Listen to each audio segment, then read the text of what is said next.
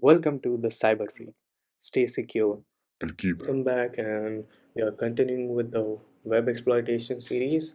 And today we'll be covering medium level question includes, which is worth 100 points. Can you get the flag? Go to this website and see what you can discover. So you can copy the link from here, paste it here, and it says on includes.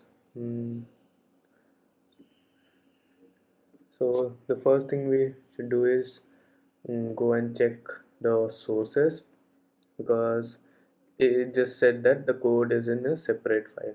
So if we see, this is the index page where entire HTML is rendered. Let's go and check. There are two more files, script.js, and we have some string here, and we have style.css. Oh, we got the flag. So one half of the flag is here,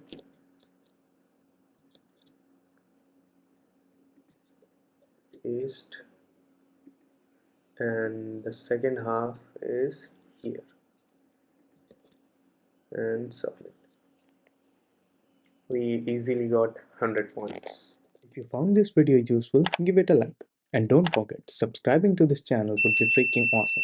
But thanks again. See you in the next video.